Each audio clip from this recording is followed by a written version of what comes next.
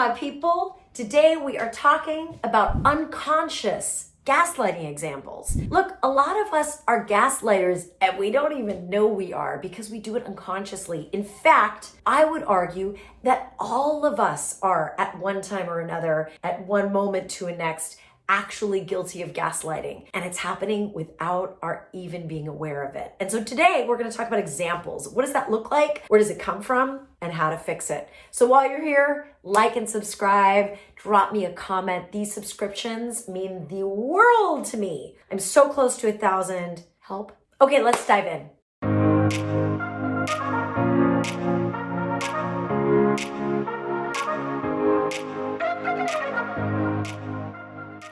Okay, so what are examples of unconscious gaslighting? Look, one of my favorite examples of this comes from my own experience, right?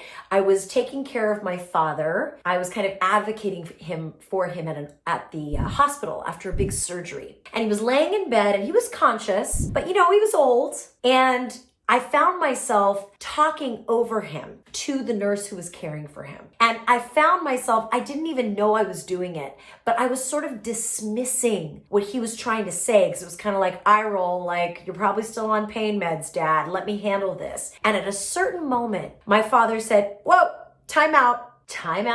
I'm here and I am fully conscious and capable of making decisions. So while you and the nurse are talking, I need you to look at me and listen to me. And the nurse and I were like, good call. We didn't even realize we were doing it, right? So the reason I tell you that story is that is a classic example of unconscious gaslighting. Without even realizing it, I was sending a message to my father that his version of reality wasn't trustworthy, that his version of things didn't count. Whether I was doing that unconsciously because of his advanced age or because of his surgery, I don't know, maybe both. Or maybe because I was so overwhelmed. Some of us, when we get into that state of overwhelm, we tend to overfunction. We're overfunctioning and we stop listening to the inputs of those around us whose functioning levels we don't trust, right? And so in that overfunctioning, we can sometimes end up gaslighting people to keep them quiet so that we can keep overfunctioning and delivering the goods, right? That is a classic gaslighting example that's completely unconscious that you will see in people that are classic overfunctioners, right? Another example of when we gaslight sort of at an unconscious level is when we tell someone something and they go, what? I don't remember talking about this. And we vaguely remember talking about it, but we might not have, but we go ahead and gaslight him anyway. We say, oh yeah, we covered this. Like we did this. You agreed, everything's fine. And we just keep moving. It's like we're nothing to see here, move along. We already agreed to this. And the other person's like, wait, really? God, maybe I didn't. Oh, okay, I guess I'm going along with it, right? This is something I know I do sometimes without even meaning to, and I'm guessing you might too, right? It takes time to really engage and be like, did we talk about this? And we're all so overwhelmed right now that conversations come in and out of our brain and we can barely remember which end is up. And so we just want to keep the train moving. You notice there's a theme to this unconscious gaslighting. And that is sometimes we can be like Japanese bullet trains, right? We want to get from A to B, A to Z as fast as possible. We want no dissenting opinions. We want nobody getting in the mix. And so we sort of ham fist our agenda. And in so doing, we unconsciously and unintentionally gaslight the people we love most or the people that we need most in this life, right? Another way that we unconsciously gaslight people is when we refuse to claim responsibility or refuse to acknowledge that we were wrong in something. It reminds me, there was a show way back in the day that I grew up watching called Happy Days, and the main character was the Fonz, and the Fonz could do anything. The Fonz was like the coolest cat in town, but what he couldn't do was say, I'm sorry. And there was these amazing episodes where the Fonz would be like, like he couldn't say, I'm sorry.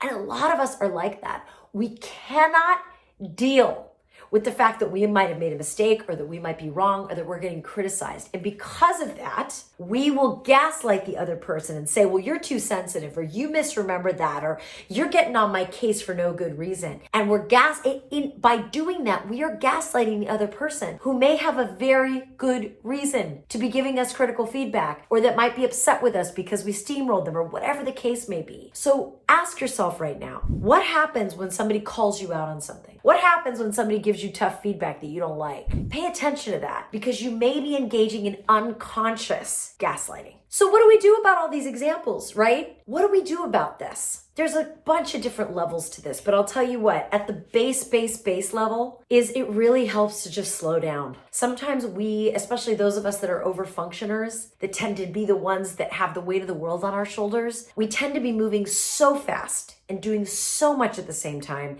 that we cannot tolerate dissent, alternative ideas, alternative versions of reality, right? We cannot. So really the first step here, if you want to stop being an unconscious gaslighter, is just to calm down. Just come into this moment right now. In fact, let's do it together. Let's just roll our shoulders back, let out an exhale. And I want you to keep your eyes closed for a second, and I want you to say these words out loud with me. I can't control everything. Say it out loud with me.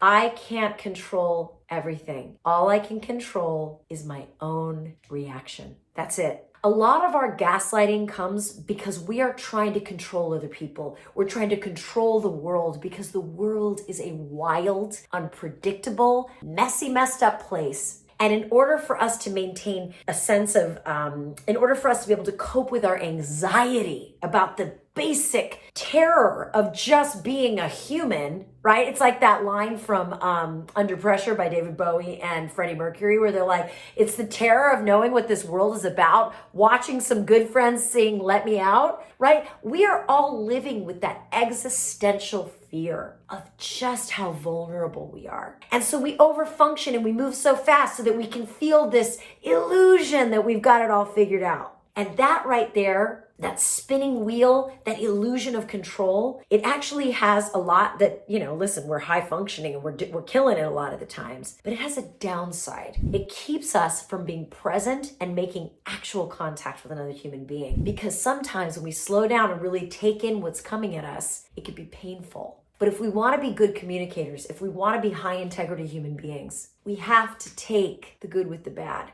We have to take the chaos with the order. We have to be willing to be present and alert and accepting of whatever the moment offers. So I really, really, really invite you. If you're like, how do I stop being an unconscious gaslighter? You start by slowing down and accepting that this world is wild and wonderful and scary and full of mystery and surprises. And to fight that is to actually create more anxiety. To fight that is to create more disconnection with the people you love most. So sit with that, and see if it doesn't change things a little bit.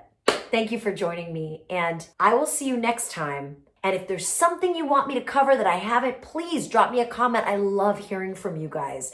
And as always, shine on. We need your light. I'll see you next time.